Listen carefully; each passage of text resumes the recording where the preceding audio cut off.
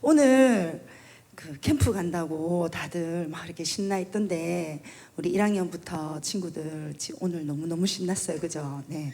그래서 오늘 말씀도 잘 들어보고 이 말씀을 마음에도 잘 새겨보고 그래서 캠프 가서도 신나고 재밌고 은혜로운 시간 되기를 기도하겠습니다. 자, 선생님이 오늘의 주제는 내 마음밭은이에요. 내 마음밭은. 이 주제로 하기 전에 선생님 퀴즈를 하나 내볼게요. 짜잔. 요건가? 아닌데? 요건가? 짜잔, 짜잔. 네, 선생님이 학교에서 이제 한문 속담을 한문으로 표현해 놓은 게 있어요. 그 수업을 하면서 이제 오빠야들한테 속담을 그림으로 표현해 보세요. 간단한 그림으로 딱 보자마자 이 속담이네 이렇게 알 수 있도록 조금 유식한 말로 그 픽토그램 이게 표지판처럼 그렇게 한번 나타내 보세요. 이렇게 했더니 이렇게 했는데요. 여러분 한번 맞춰보세요. 맞추는 친구에게 간식을 하나씩 줄까요? 네. 친구들 요거 뭘까요? 요거 그림을 딱 보고 속담을 요거 너무 쉬워가지고 우리 3학년 위로는 손을 내려보세요. 네, 요거 너무 쉬워가지고 재찬이 4학년이잖아. 기다려보세요. 기회가 있어요. 네, 3학년까지 친구 요거 뭐 만 1학년이에요?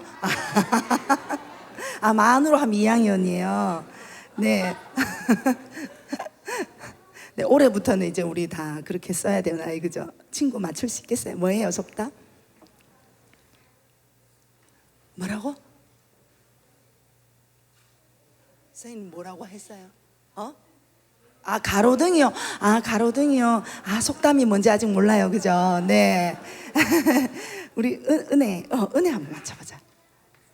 그렇지. 등잔 밑이 어둡다. 박수 3번 시작. 짝짝짝짝. 네, 잘했어요. 우리 은혜. 자, 바로 선물은 바로 줘야 돼요, 그죠? 빨리 받으러 오세요. 네. 좀 이따 받으러 오세요 하니까 안 오더라고. 네. 그다음에 두 번째 한번 맞춰볼까요? 짜잔. 두 번째는 뭘까? 등잔 밑이 어둡다였어요. 자, 요것도 쉽다, 그지? 요거 요거 너무 쉬운데 요거 3학년까지 할까 하지 말까? 네, 우리 누가 해볼까요? 우리 희은인가? 희은이 한번 해보자. 그렇지. 까마귀 날자 배 떨어진다. 네, 잘했어요. 잘했다. 박수 3번 짝짝짝. 네, 잘했습니다. 고등학교 오빠야들이 왜 저렇게 그림을 못 그리지 이렇게 생각하면 안 돼요. 저 연필을 들었다는 것 자체가 놀라운 일이에요. 네, 그러면 안 돼요. 네, 아주 잘한 거예요. 네, 다음 보여주세요. 까마귀 날자 배 떨어진다. 다음은 요거 조금 어려워요. 아이니. 그렇지. 와, 저걸 보고 맞췄어요. 아니 땐 굴뚝에 연기 나랴. 맞아요. 네. 이야, 대단한데 아이니. 자, 너무 뭔가 좀 이따 받을까요? 네. 그다음에 아니 땐 굴뚝에 연기 나랴 속담이었어요. 요거 어려워요. 요거. 예린이 맞아요? 체린인가? 예린인가? 손 들었어요. 이거 맞출 수 있어요? 초등학생. 얘기해 보세요. 초등학생이 맞출 수 있을까요? 뭐라고? 모르겠어. 잘 안 들려요. 선생님 옆에 좀 전해주세요. 뭐라고 했는지. 모르겠어요. 선생님 귀 안 들려서. 네. 얘기해 보세요. 뭐라고? 네, 선생님 있잖아. 올해부터 귀가 안 들려. 왜 이런지 모르겠는데. 뭐라고? 3살 버른 여동 간다고. 와, 정말 창의적이다. 아니에요. 네. 그렇게 보일 수도 있겠다. 계속 말 탈다 이 말이지, 그치? 3살부터. 맞아요. 그렇게 보일 수도 있겠다. 요거 한번 맞춰볼 사람. 요게 뭘까요? 요게 뭘까요? 얘기해보세요. 보세요. 괜찮아요. 얘기한다는 것 자체가 아주 귀여워요. 네. 얘기해 보세요. 괜찮아요. 틀려도 괜찮아요. 네. 모르겠어요. 너무 예쁘게 웃는 거 아니에요? 네. 우리 그러면 재찬이 한번 말해보세요. 윗물이 맑아요, 내물이 맑다. 그렇구나. 와, 창의성 대장이에요. 네. 근데 아니에요. 어떡하지? 에이, 우리 아들은 알죠? 아들은 기회를 줄까? 알았어요. 그럼 옆에 같이 나눠 먹어요. 네, 아들 한번 얘기해 보세요. 뭐예요? 네, 말 타면 종 부리고 싶다. 네, 말 타면 종 부리고 싶다는 속담이에요. 이 말 알아요? 이 속담 알아요? 말을 걷다가, 우리 어른들도 모르는구나. 걷다가 말을 타니까 너무 좋죠? 너무 좋았어요. 근데 이제 너무 편하게 말 타고 가다 보니까 이제는 말을 끌어줄 종까지 있었으면 좋겠다는 속담이에요. 인간의 욕심은 끝이 없다. 이런 말이에요. 선물을 줄게요. 옆에 친구들 같이 나눠 드세요. 네. 그 다음에, 이것도 정말 어려울 것 같아요. 우리 요거는 어른들 중에 한번 맞춰볼까요? 우리 어르신들 중에 저 딱 보고, 속담이 알겠다 하는 분 있으세요? 우리 국어 선생님 안 계시나? 국어 쌤 알 것 같은데 도저히 모르시겠어요? 모르시겠어요? 네, 요 속담은요, 내 배 부르면 종 배고픈 줄 모른다는 속담입니다. 네, 아까 그림에 보면 저렇게 꼭 하는 저 사람이 배부른 주인이에요. 저 빗자루 들고 있는 사람이 배고픈 종이에요. 내가 배가 부르니까 종이 배가 고픈지 뭔지 모른다는 거야. 자기만 만족하면 다른 사람의 상황을 돌봐주지 않는 아주 이기적인 사람을 보고 하는 속담입니다. 자, 요건 알겠죠? 이건 뭐예요? 다 같이 말해봅시다. 이건 뭐지? 공든 탑이 무너지랴. 네, 공든 탑이 무너지랴 라는 속담이에요. 선생님이 요 얘기를 좀 하고 싶어가지고 요거를 가지고 왔어요. 요 얘기를 좀 하고 싶은 거예요. 이건 뭐게요? 저건 속담이 뭐게요? 이것도 공든 탑이 무너지랴예요. 그 선생님이 이걸 보고 이게 뭐니? 이랬어. 오빠들한테. 이게 뭐니? 하니까 공든 탑이 무너지랴입니다. 이러는 거야. 그 저 위에 있는 저 둥그런 거 뭐니? 그러니까 공이라는 거예요. 공. 그러니까 공을 든 탑이라는 거야. 그래서 이 공은 노력과 정성을 말해요. 엄마가 나를 공들여 키웠다. 이번 미술 숙제를 공들여 했다 할 때 그 공이라고 선생님이 안 가르쳤을까요? 가르쳤겠죠. 2시간, 장장 2시간을 들여가지고 속담을 설명하고, 이 공은 농구공, 축구공 할 때 그 공이 아니란다. 이 공은 노력과 정성을 말하는 거란다. 엄마가 나를 공들여 키웠다. 미술 작품을 공들여 했다 할 때 그 공이란다. 라고 목이 터져라 설명을 했는데 기어이 저렇게 그렸어요. 네. 그래서 선생님이 막 화가 나가지고, 내가 말이야, 이 공은 그 공이 아니라고 했잖아 하니까, 언제요? 이러는 거야. 그래서 선생님 너무 답답했어요. 그런데 또 웃기기도 했어요, 사실. 그래서 저렇게 둥그런 공을 그려놓고 공을 든 탑이다 이렇게 얘기하는 거예요. 그래서 선생님이, 야, 진짜 안 듣는구나. 정말 안 듣는구나. 그렇게 얘기하고 또 얘기하고 또 얘기하고 막 시간을 들여서 하는데도 정말 안 듣는구나. 분명히 자지도 않았는데 어떻게 된 일일까? 나 너 안 자는 거 봤는데. 그러니까 안 잤다는 거야. 그럼 어떻게 된 거냐니까 내가 말을 안 했다는 거야. 선생님이 말씀 안 하셨다는 거야. 안 가르쳐 줬다는 거야. 그래서 정말 이걸 보면서 들어도 듣지 못하고 보아도 보지 못하는 세대라는 그런 이제 막 말씀이 막 생각이 났어요. 그래서 오늘은 요 얘기를 한번 해보고 싶어요. 제가 보자마자 이랬어요. 마태복음 13장 3절에서 9절 13절 말씀인데 우리 또박또박 한번 같이 한번 읽어볼게요. 선생님 먼저 읽고 친구들 읽어볼게요. 예수께서 비유로 여러 가지를 그들에게 말씀하여 이르시되, 씨를 뿌리는 자가 뿌리러 나가서 뿌릴새 덜어는 길가에 떨어짐에 새들이 와서 먹어버렸고 덜어는 흙이 얕은 돌밭에 떨어짐에 흙이 깊지 아니하므로 곧 싹이 나오나 해가 돋은 후에 타서 뿌리가 없으므로 말랐고 덜어는 가시 떨기 위에 떨어짐에 가시가 자라서 기운을 막았고 덜어는 좋은 땅에 떨어짐에 어떤 것은 100배 어떤 것은 60배 어떤 것은 30배 결실을 하였느니라. 귀 있는 자는 들어라 하시니라. 13절 같이 읽어볼까요? 시작. 그러므로 내가 그들에게 비유로 말하는 것은 그들이 보아도 보지 못하며 들어도 듣지 못하며 깨닫지 못함이니라.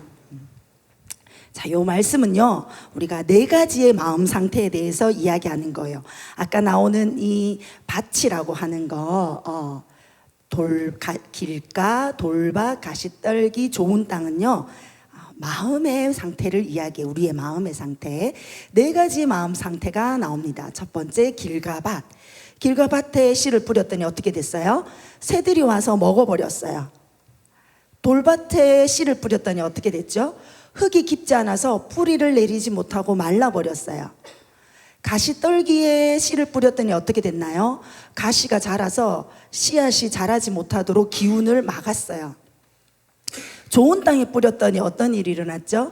100배, 60배, 30배 결실, 열매를 맺게 되었어요. 요 말씀을 해석하며 누가복음 똑같은 말씀이 누가복음 8장 11절에서 15절에 나와요. 어떻게 말씀을 해석해 주셨냐면 길가밭이라고 하는 것은 마귀가 와서 말씀을 빼앗아 버리는 거예요. 마귀가 와서. 새는 마귀예요. 아예 듣고 깨달을 수도 없도록, 아예 깨달을 수도 없도록 새들이 와서 먹어버리는 겁니다. 선생님이 최근에 아주 슬픈 이야기를 들었어요. 어떤 오빠야랑 이야기를 하는데 이 오빠가 이렇게 얘기하는 거예요. 선생님, 저는 예배 시간에 잠이 와서 자는 게 아니에요. 이러는 거예요. 그럼 니 왜 자는데? 하니까 그냥 너무 지겹고요. 이 시간이 너무 안 가고요. 이래서요, 제가 그냥 눈 감으니까 잠이 온 거예요. 이렇게 얘기를 하더라고요. 그래서 선생님이 진짜 말씀을 사단이 빼앗아 가는구나 이 생각을 했어요. 다 그런 건 아니에요. 근데 간혹 이런 오빠도 있어요. 말씀을 잘 받는 오빠들이 더 많아요. 그러나 아직까지 하나님을 못 만나서 길가밭과 같은 마음을 가지고 있는 친구도 있어요. 돌밭은요, 말씀을 받을 때는 기쁨으로 받아요. 아멘 하고 받아요.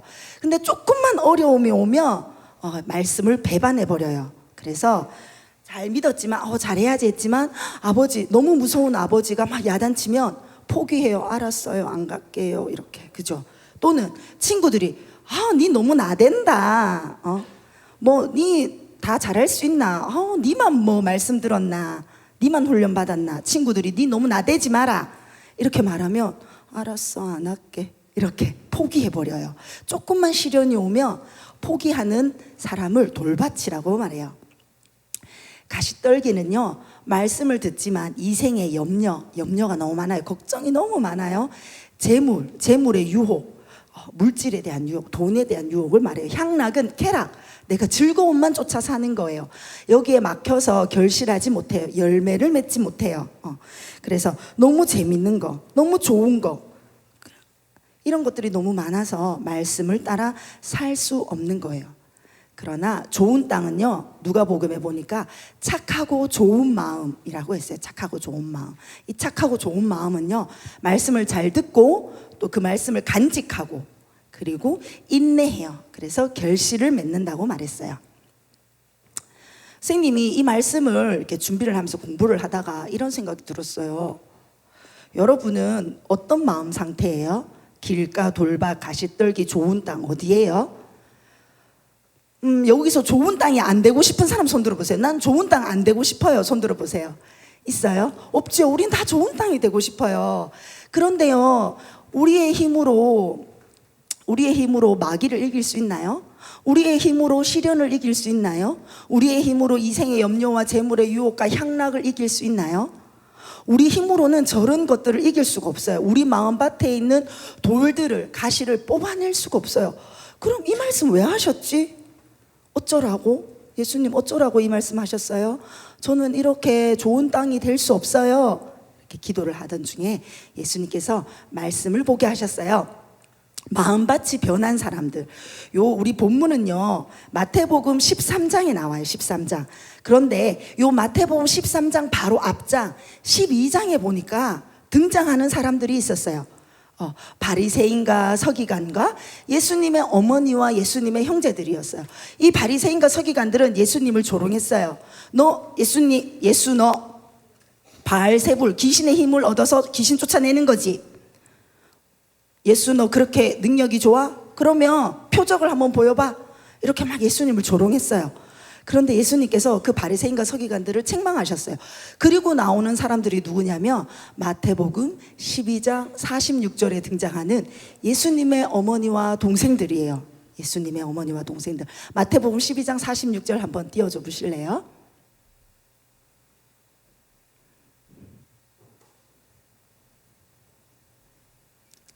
준비가 안 됐어요? 왔다 갔다 하기 힘든가? 마태복음 12장 46절 한번 읽어봅시다. 예수께서 시작. 예수께서 무리에게 말씀하실 때에 그의 어머니와 동생들이 예수께 말하려고 밖에 섰더니 예수님의 어머니와 동생들, 예수님의 동생은 누이도 있었고 여동생도 있었고 남동생도 있었어요. 근데 이 예수님의 어머니와 동생들은 아직까지 예수님을 믿지 못했어요. 그래서 예수님께 말하려고 또 예수님을 말리려고 이렇게 찾아왔어요. 근데 예수님은 이렇게 예수님이 찾아오는 어머니와 동생들을 따뜻하게 맞이하지 않고 내 말을 지키고 행하는 자라야 내 어머니고 내 형제다 이렇게 얘기하셨어요. 자, 다시 PPT로 돌아가서 여기에 등장하는 예수님의 어머니와 동생들은요, 어떤 상태의 사람들인가요? 바로 보기는 보아도 보지 못하고 듣기는 들어도 듣지 못하는 자들이었어요. 예수님을 아침 저녁으로 봤어요. 예수님과 같이 생활도 했어요. 예수님이 바로 눈앞에 있어요. 근데 예수님이 누군지 보이지 않아요. 예수님의 이야기를 아침 저녁으로 들었어요. 예수님의 목소리를 매일매일 들을 수 있는 예수님과 정말 가까이에 있는 사람들이었지만 듣지 못했어요. 깨닫지 못했어요. 그런데요, 놀라운 일이 일어납니다. 이렇게 예수님의 어머니와 동생들은 마치 길가 바친 마음 상태, 길가와 같은 마음 상태에 있는 사람들이었죠. 그것도 예수님이 아주 가까이에 있으면서 아침 저녁으로 예수님을 보면서도 마음은 길가밭과 같은 마음을 가진 사람들이었어요. 우리 친구들 중에도 혹시 이런 친구가 있나요? 아침 저녁으로 예수님의 말씀을 듣고 아침 저녁으로 예수님에 관한 이야기를 듣고 아침 저녁으로 예배를 드리지만 보기는 보아도 보지 못하고 듣기는 들어도 듣지 못하는 우리 친구들이 있을까요? 선생님, 이런 친구들이 있을까 봐 두려웠어요. 그런데 만약 내가 그렇다면 여러분 걱정하지 마세요. 놀라운 일이 일어납니다. 놀라운 일이. 자, 보면 사도행전 1장 14절을 보겠습니다. 이 예수님의 어머니와 동생들이 어떻게 변했죠? 같이 읽어볼게요. 시작. 여자들과 예수의 어머니 마리아와 예수의 아우들과 더불어 마음을 같이하여 오로지 기도에 힘쓰더라. 예수님이 살아계실 때만 해도 예수님의 아우들, 남동생들은요, 예수님을 믿지 않았어요. 그런데 도대체 어떤 일이 있었길래 이 길가밭과 같은 마음을 가진 예수님의 동생들이 좋은 마음밭을 가진 사람으로 변화되어서 폭발적인 성령의 역사를 일으켰을까요? 이 형제들에게, 이 아우들에게 무슨 일이 일어났을까요?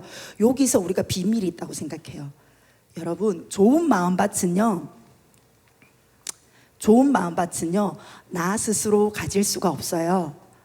내가 무슨 수로 마귀를 이겨요? 내가 무슨 수로 유혹을 이겨요? 내가 무슨 수로 염려를 이겨요? 죽었다 깨어나도 인간의 노력과 힘으로는 스스로 좋은 마음밭이 될 수가 없어요.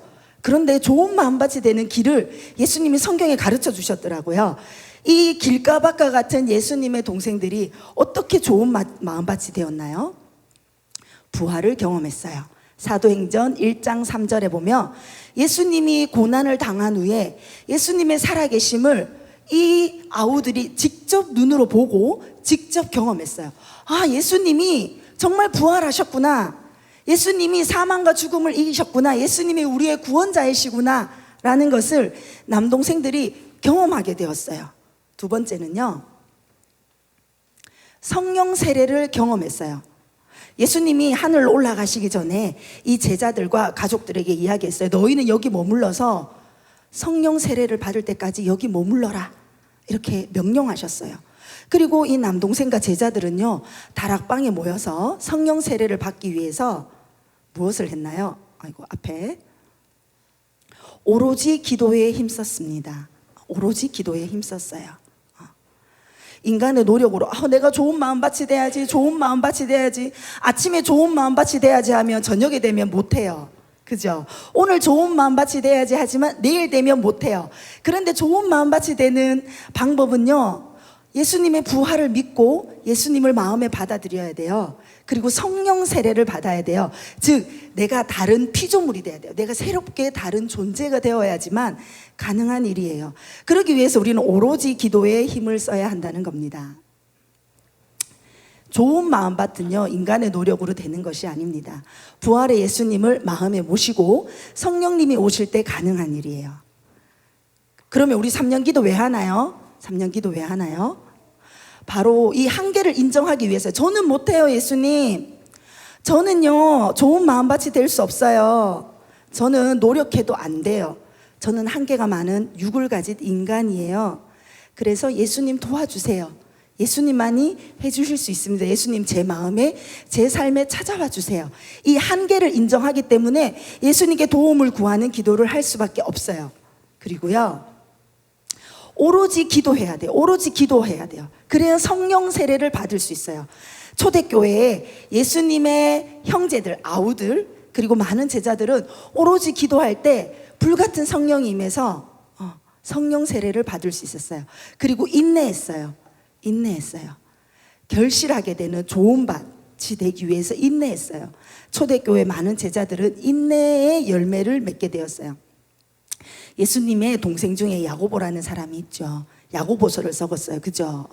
이 사람도 예수를 믿지 않았어요. 그런데 초대교회에 정말 멋있는 리더로, 지도자로 하나님께 쓰임을 받게 되었어요. 선생님 이제 마무리할 건데요, 우리의 힘과 노력으로는